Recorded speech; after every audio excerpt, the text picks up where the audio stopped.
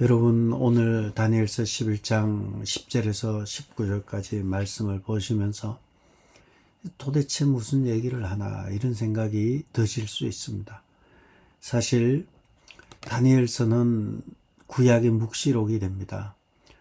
내용을 자세히 역사적인 사실들을 알지 못하면 이해하기가 참 어렵습니다. 그래서 다시 한번 하나님의 말씀이지만 이것은 서양 고대사의 얘기가 됩니다. 보통 대학에서는 서양 고대사는 한 학기에 다루는 내용들입니다. 그러나 길지 않은 짧은 시간에 이것을 간단하게 여러분에게 나누려고 합니다. 다니엘은 이 땅에 임할 환난을 보고 하나님 앞에 세 일의 동안 기도를 합니다. 21일 동안 기도하면서 좋은 고기도 먹지 않고 또 포도주도 마시지 아니하며 금식하며 기도할 때 주님이 오셔서 인자 같으니 예수 그리스도께서 오셔서 다니엘을 어루만지시고 그리고 큰 은총을 받은 사람아 하면서 그에게 앞으로 되어질 일들을 얘기하시는데 되어질 일들은 이렇습니다. 이미 되어진 일이 있죠. 바벨론이 망하고 페르시아가 등장하고요. 페르시아가 망하게 되고 그 이후에 그리스가 등장한다는 거예요. 헬라 제국이 등장하는데 헬라 제국에는 세 명의 새 왕이 지나가고 네 번째의 큰 왕이 나타나는데 그가 살아생전에 나라가 나누인다 할 때 그 왕이 바로 알렉산더 대왕이 됩니다. 그리스의 알렉산더 대왕이 무너지고 그 이후에 로마가 등장하게 됩니다. 세상 역사는 바벨론과 페르시아와 그리고 그리스와 로마로 이어진 대제국이 그렇게 이어진다는 이야기를 하고 있습니다. 그런데 오늘 우리가 다니엘서 11장에 보면 알렉산더 대왕이 죽고 난 이후에 네 장수에게 나라가 4등분이 되죠. 그래서 팔레스타인을 놓고 보면 북쪽으로 시리아 지역인 북왕국이 있고 남쪽으로는 애굽이 있어요. 팔레스타인을 놓고 보면 지중해 오른쪽에 위로는 북왕국 시리아를 대표로 하는 북왕국이 있고 남쪽에는 애굽으로 상징되는 남왕국이 있고요. 북왕국에서 위로 예루살렘에서 한 750km 정도 북쪽에 안디옥 터키가 나옵니다. 그쪽에 터키 지역이 있고 그리고 터키에서 왼쪽으로 가면 이태리가 나오죠. 유럽이 나오죠. 마게도냐라 합니다. 이와 같이 북왕국, 남왕국 그리고 터키 지역으로 대표되는 소아시아 지역과 그리고 왼쪽에 있는 이태리, 유럽, 마게도냐로 네 덩어리의 큰 땅으로 나눠지는 거죠. 알렉산더 대왕 이후에 이렇게 큰 네 덩어리가 나눠지고 특별히 오늘 11장에서는 팔레스타인을 중심으로 해서 위로 북왕국과 남쪽의 남왕국 애굽의 분쟁에 관한 이야기, 그 중에서도 북왕국에 있는 남왕국은요, 애굽의 왕조는 톨레미 왕조라 그래요. 이 톨레미는 이제 세계사 고대사 할 때 많이 등장하는 애굽의 왕조가 톨레미 왕조고요. 북왕국 시리아를 대표로 하는 북왕국은 셀류쿠스 왕조가 나옵니다. 그래서 셀류쿠스 왕조와 남쪽의 톨레미 왕조의 갈등 가운데서 그 대표적인 인물이 북왕국에 있는 안티오쿠스 3세에 대한 이야기가 나옵니다. 그래서 오늘은 남북 왕조, 우리가 어제 보았듯이 이 남쪽의 애굽이 북쪽으로 정략 결혼을 시켜서 딸을 보내게 되죠. 딸을 보내니까 북쪽 왕국에 있는 본부인인 왕비가 애굽에서 온 이 여인과 그리고 남편과 왕과 낳은 그 자녀를 죽이고, 그리고 북왕국의 왕비는 자기 남편인 왕을 죽이는 일이 발생하게 되죠. 이 일로 인해서 남왕국의 애굽에서는 군대를 파견해서 북왕국을 초토화시켜버리고, 그리고 자기의 누이가 되죠. 누이를 죽였던 그 왕비도 죽이게 되죠.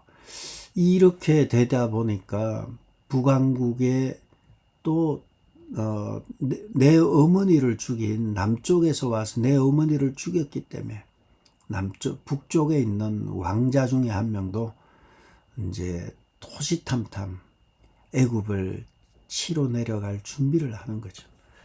그 북왕국에 그 안티오쿠스가 등장하는 것입니다. 그 이야기가 계속 이어지는데 뭔 얘기를 하는지 자세히 보지 않으면 이게 이해가 어려워요. 10절에 보시면, 그러나 그의 아들들이 전쟁을 준비하고 심히 많은 군대를 모아 물이 넘친같이 나올 것이나 그가 또 와서 남방왕의 견고한 성까지 칠 것이요. 여기서 그의 아들들이 전쟁을 준비하고 심히 많은 군대를 몰아 물이 넘친같이 올라오고, 그가라는 것은 북쪽의 안티오쿠스 3세를 말합니다. 이 사람이 이제 오늘 말씀의 주인공이 돼요. 안티오쿠스 3세가 와서 남방왕의 견고한 성까지 칠 것이다. 왜냐하면 지금 헷갈리시겠지만 안티오쿠스 3세는 북왕국입니다. 남방왕이 와서 북왕국을 초토화시키니까 북쪽에 있는 안티오쿠스 3세가 와서 남방왕의 견고한 성, 애굽의 견고한 성까지 칠 것이다. 그래서 많은 영토를 차지하게 되죠. 그런데 우리가 여기서 잊지 말아야 할 것이 있어요. 남방왕과 북방왕의 기준이 어디입니까? 어디를 기준으로 해서 남방왕과 북방왕을 나누죠? 남방왕과 북방왕을 나누는 기준은 아마도 성경을 기준으로 해서 놓고 보면 팔레스타인을 기준으로 하는 거예요. 팔레스타인 땅은 예루살렘 성이 있는 곳이에요. 하나님의 도성이 있는 곳이 팔레스타인이에요. 그렇다면 북방왕이 남방으로 내려갈 때 그냥 내려간 것이 아니라 팔레스타인을 거쳐서 남쪽으로 내려간 거예요. 그러다 보니까 팔레스타인은 남방왕과 북방왕이 싸우는 한가운데 끼어서 이렇게 두드려 맞고 저렇게 두드려 맞는 거예요. 그래서 안티오쿠스 3세가 북방왕이 남쪽으로 치고 내려가면서 팔레스타인을 치고 들어오고, 또 반대하는 세력이 있으면 진압하면서 들어가는 거예요. 그러다 보니까 이 팔레스타인 땅, 예루살렘이 있는, 이스라엘이 있는 그 땅은 이러지도 못하고 저러지도 못하고 열강들 앞에서 두드려 맞아가면서 사는 거예요. 이렇게 해서 북방왕이 승리하게 되자 11절 12절에서는 남방왕이 또 가만히 있지 않아요. 애굽에서도 준비하는 거예요. 11절에 남방왕은 크게 노하여 북방왕과 싸울 것이라. 북방왕이 큰 무리를 이룰 것이나 그 무리는 그의 손에 넘겨준 바 되리라. 그가 큰 무리를 사로잡은 후에 그의 마음이 스스로 높아져서 수만 명을 엎드러뜨릴 것이나 그 세력은 더하지 못할 것이다. 11절 11절에서는요 북방왕의 승리로 끝나요. 안티오쿠스 3세 승리로 끝나요. 11절과 12절에서는 남방왕의 승리로 끝나요. 남방왕이 크게 노해서 북방왕과 싸우는데 12절에 보면 그가 큰 무리를 사로잡은 후에 마음이 높아져서 수만 명을 엎드릴 것인데 그 세력은 더하지 못할 것이다. 남방왕이 북방을 전쟁을 치르기 위해서 거쳐야 하는 곳이 팔레스타인이에요. 그러다 보니까 남방왕이 북방으로 가면서 팔레스타인을 거치면서 이왕 간 김에, 이왕 팔레스타인에 들어간 김에 예루살렘에 들어가서 예루살렘의 지성소, 대제사장 외에는 들어가지 못하는 지성소에 함부로 들어가서 여기가 이스라엘 백성의 여호와의 신이 있는 곳이냐 하면서 함부로 들어가게 되죠.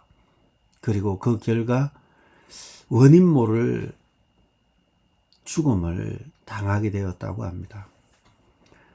이유는 알 수 없지만 하나님의 징계를 받아서 원인 모를 죽음을 당했다는 것이 11절, 12절의 이야기입니다. 이로 인해서 11절에서 13절까지는 남방왕이든 북방왕이든 한 번씩 승리를 주고받았고, 승리를 주고받는 가운데 팔레스타인 땅은 이렇게 치이고 저렇게 치이고 하면서 전쟁에 노출되어 있는 곳이 바로 팔레스타인 땅입니다. 뿐만 아니라 이곳은 하나님의 성전이 있는 곳이고, 하나님의 성전이 동네북처럼 침탈당하는 곳이 이곳이었습니다. 얼마나 많은 전쟁을 통해서 이스라엘 사람들이, 하나님의 백성들이 고통스러워하고 아파했는지 우리는 추측할 수 있습니다. 하나님은 성전이 이렇게 회파되고 어려움을 겪는데 왜 침묵하셨습니까? 이런 의문이 들지 않습니까? 하나님을 믿는다고 하는 하나님의 백성이 이렇게까지 고통을 당합니까?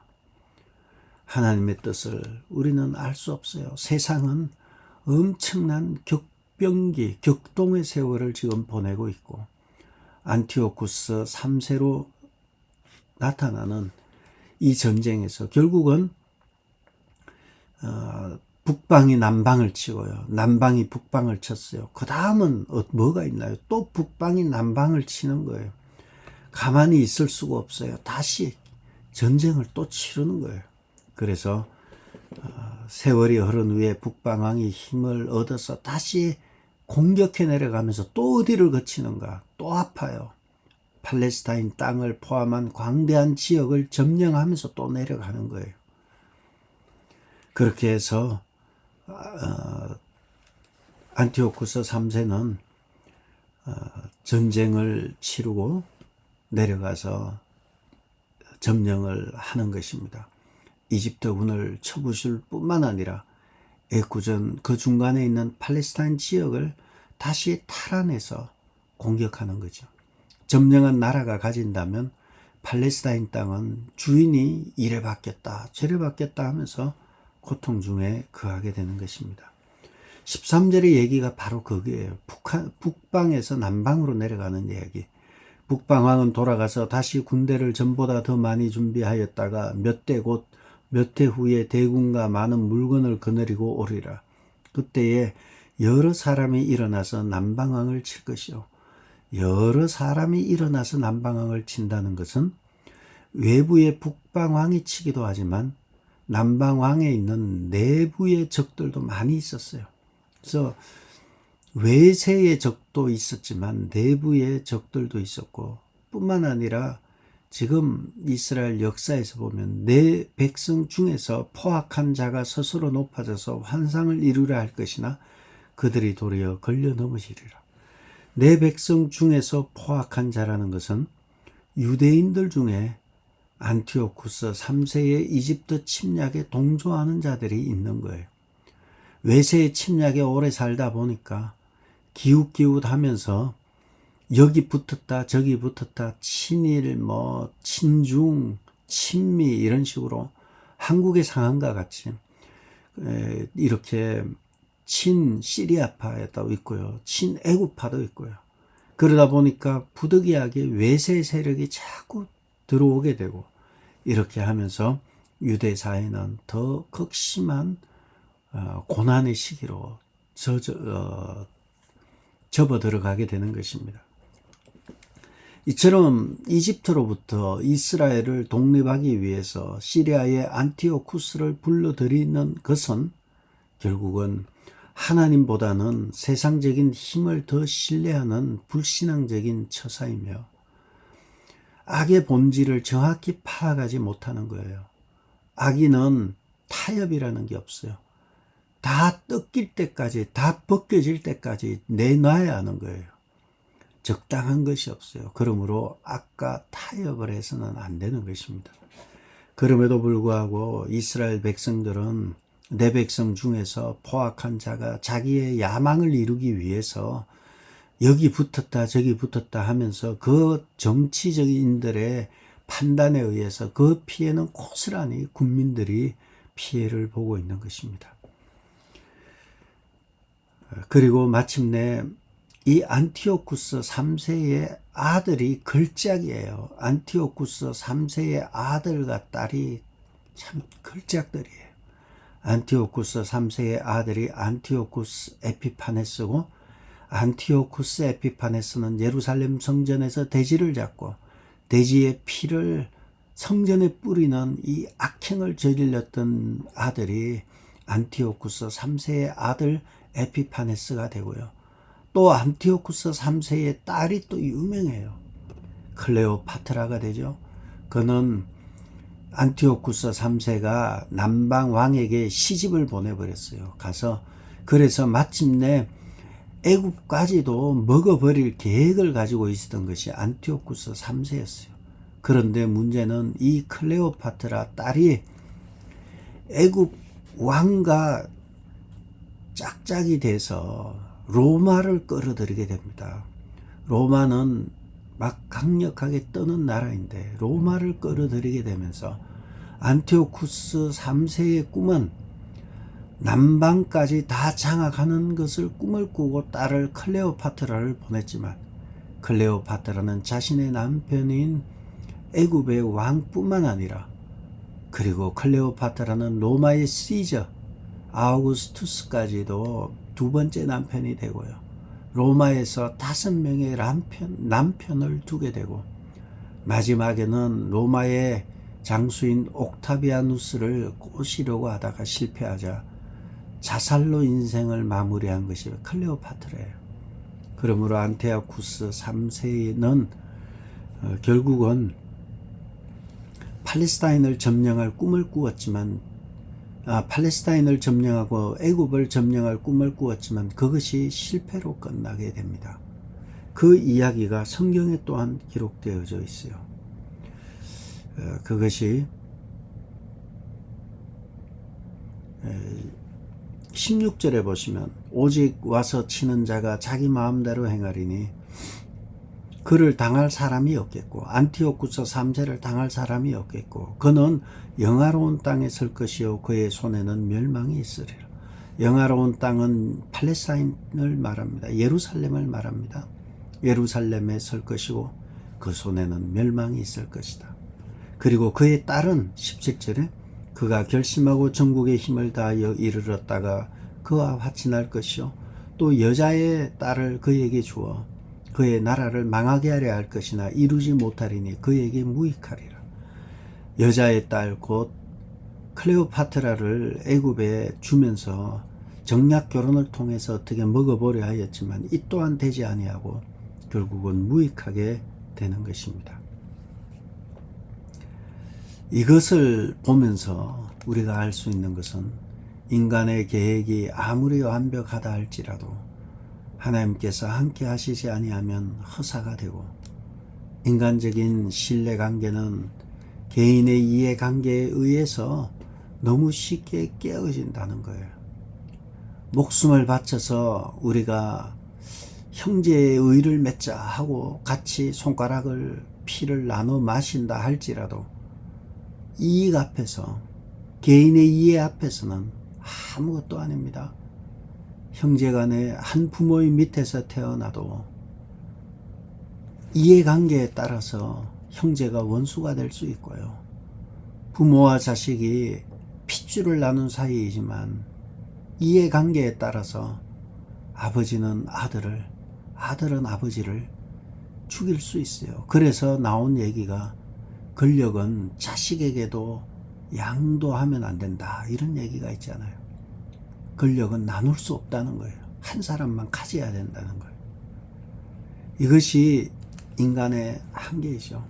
그러므로 우리가 이러한 세상의 열왕들, 유명한 왕들을 보면서 지금 남방왕과 북방왕의 이 피 터지는 싸움을 보면서 인간의 계획이 아무리 완벽하다 해도 하나님이 함께 하시면 허사가 되고, 이러한 안티오쿠스 3세와 남방왕의 경우를 보면서도 느끼는 것은 하나님의 성전을 우습게 여기고 성전에 함부로 들어와 있다가 원인을 알지 못하는 죽음을 당하게 되고, 그리고 그곳에서 돼지를 잡고 돼지 피를 뿌리는, 이스라엘 백성이 그렇게 불결하게 여기는 돼지 피를 뿌리는 일을 한 사람들, 이러한 모든 것들이 성경은 이것을 놓치지 않고 보고 있는 것입니다.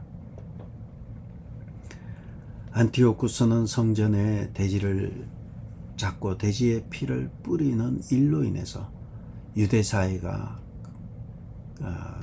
엄청난 반감을 가지고 일어서게 되고, 이러한 민중 봉기로 인해서, 이것이 유대 마카비 혁명이라 해요. 이 마카비 혁명이 결국 이루어지고, 이 마카비 혁명을 통해서 유대 독립이 되고요, 이 독립을 기념하는 날이 수선절이에요. 하누카라고도 합니다. 우리 해당에서도 이 행사를 크게 여기죠. 그리고 어쨌든 이 안티오쿠스 3세는 18절에 보면, 그 후에 그가 그의 얼굴을 바닷가로 돌려 많이 점령할 것이나 한 장군이 나타나 그의 정복을 그치게 하고 그 수치를 그에게 돌릴 것이다. 안티오쿠스 3세는 결국은 여기저기 다니면서 전쟁에서 이기고 머리를 쓰고 정략 결혼을 시키고 자기 딸을 시집 보내고 해서 많은 것을 얻은 것 같지만, 바닷가로 돌려서 이제는 남방이 아니라 유럽을 향해서 나아가다가 한 장군이 나타나 그의 정복을 그치게 하고 그 수치를 그에게 돌리게 하였다. 이것이 바로 magnesia 전투에서 스키피오 장군에 의해서 패배하게 되고요, 이 패배로 인해서 로마가 이제 그리스 이후에 최고의 힘 있는 세력으로 등극하게 되고, 이 전쟁의 패전으로 인해서 안티오쿠스 3세는 엄청난 전쟁 배상금, 전쟁 보상금이라 하나, 전쟁 배상금을 물어내야 되고, 이 전쟁 배상금을 마련하기 위해서 자기 영토로 돌아와서 바알 신전에 들어가다가 결국은 바알 신전을 털려고 했던 거죠. 털려고 하다가 결국 죽고 만 사건.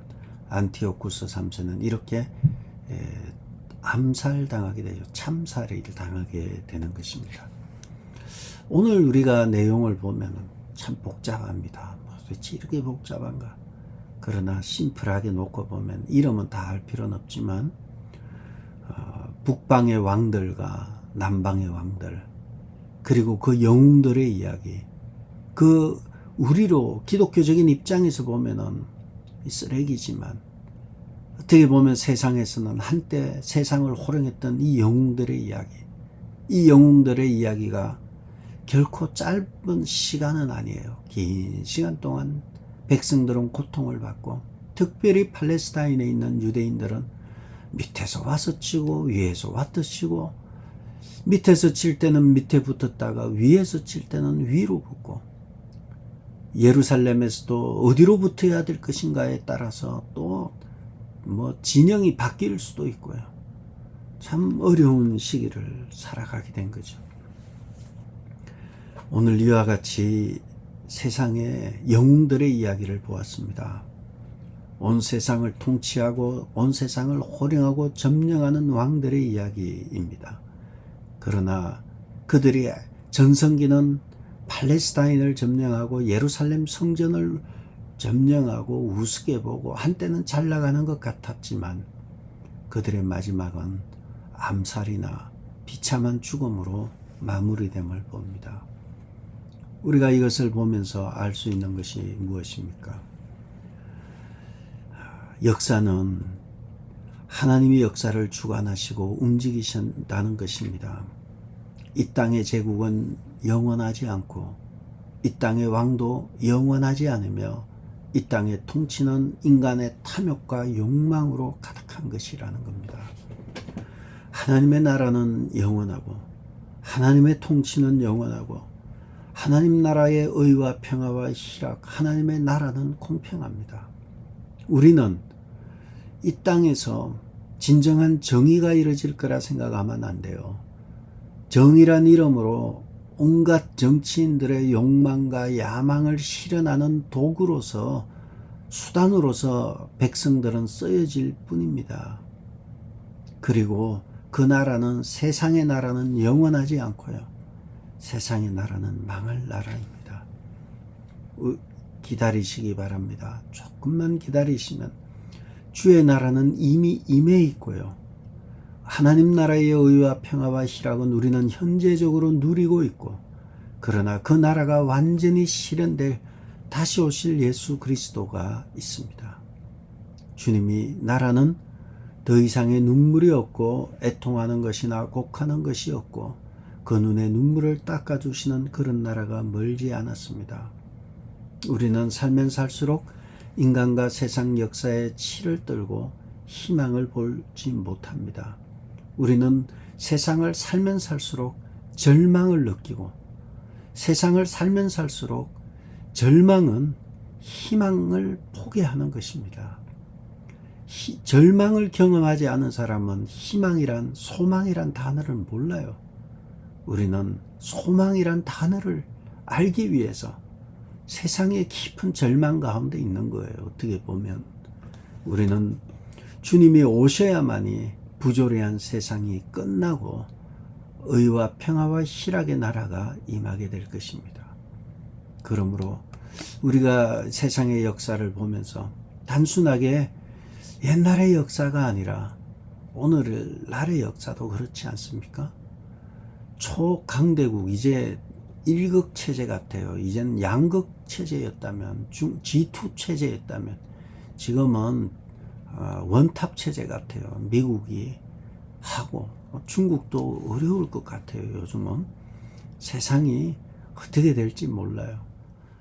그러나 우리가 분명한 것은 하나님의 나라는 영원하고 하나님이 역사의 주인이라는 것, 그것 확실해요.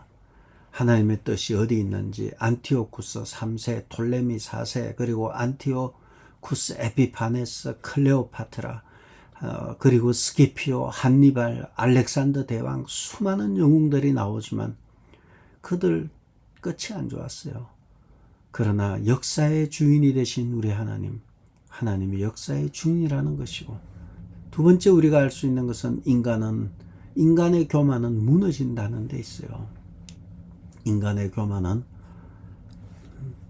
전성기를 지나는 것 같지만 무너질 수밖에 없습니다. 그리고 세상의 권력은 잠시라는 것이에요.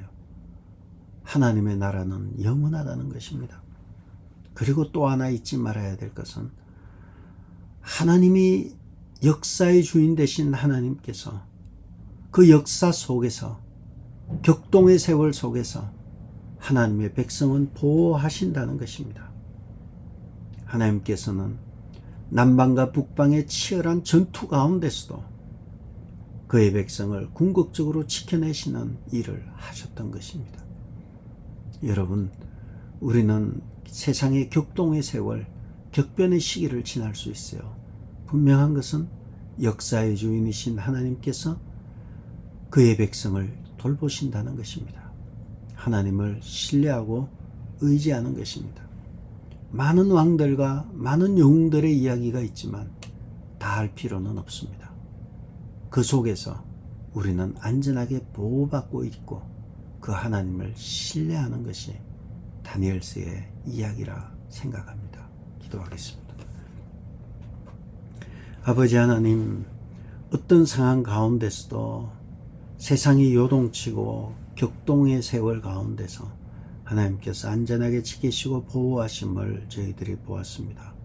우리 하나님, 주님을 온전하게 신뢰하고 의지하는 귀한 성도들 되게 도와주시고, 특별히 아버지 하나님 3일 동안 금식하며 주님의 얼굴을 주님의 얼굴을 구한 귀한 자매를 기억하셔서 하나님께서 기도하는 대로 응답하는 복된 역사가 나타나게 도와주옵소서.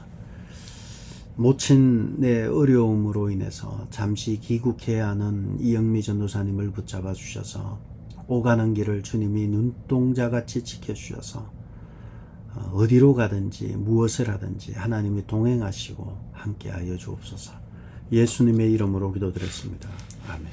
하늘에 계신 우리 아버지여, 이름이 거룩히 여김을 받으시오며 나라의 마옵시며 뜻이 하늘에서 이룬 것 같이 땅에서도 이루어지이다.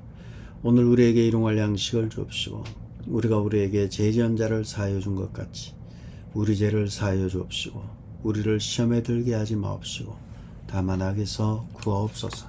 나라와 근세와 영광이 아버지께 영원히 있사옵나이다.